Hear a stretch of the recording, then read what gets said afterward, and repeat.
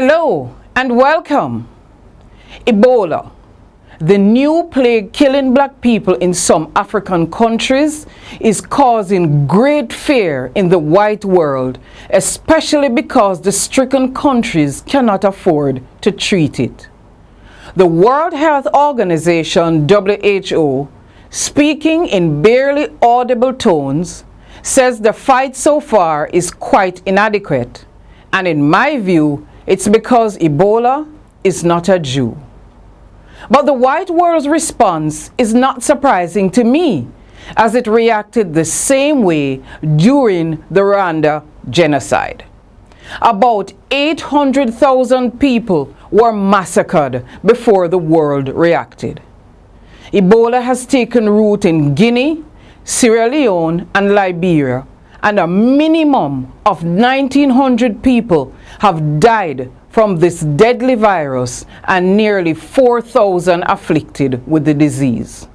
This was 3 weeks ago, and I am sure the numbers have climbed since then. Latest estimates from the WHO are that more than 20,000 people could become infected before the current outbreak is stopped. But the recent beheading of 2 Americans have drawn more reaction from the white world than the reported 1,900 deaths caused by Ebola. And even as I share the pain of the families of those lost colleagues, I have to wonder if those lives are worth more than the Africans. Dr. David Nabarro, the United Nations System Coordinator for the dangerous epidemic, said the estimated cost to treat Ebola is now at more than $500 million. He was speaking in Washington on September 3. They were presenting a 12-point plan for its containment.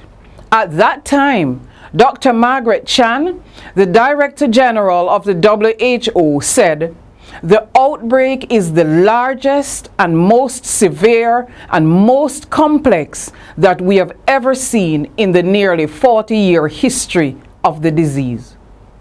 So Ebola has been around for more than 40 years. Yet, we find effective treatments for HIV because more white people have HIV than blacks.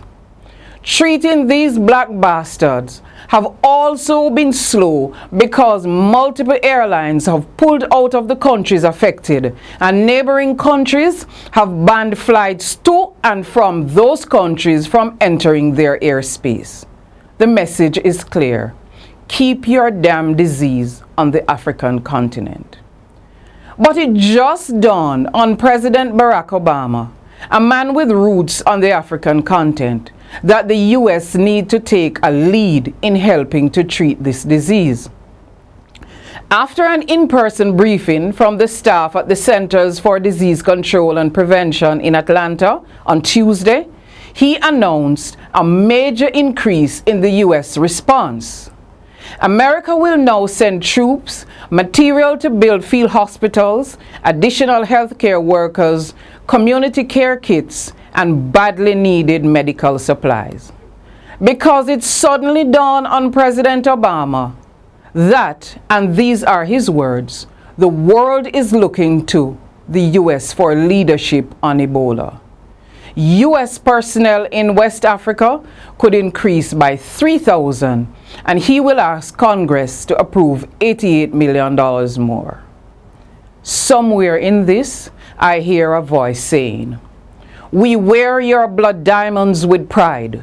We dispose our transnational waste in your countries with impunity. We sell our guns and ammunition to groups, especially those opposed to leaders the white world does not like.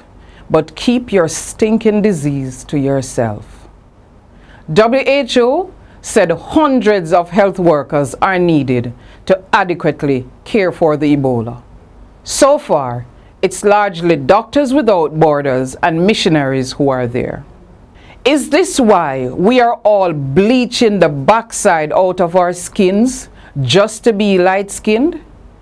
I would not be shocked to hear that Ebola was brought to Africa so that some Western drug company can be enriched. Finally, Sir Carl Williams is the new police commissioner, and that is going to do exactly what? Squat. Prove me wrong. Until next week, stay close to the edge.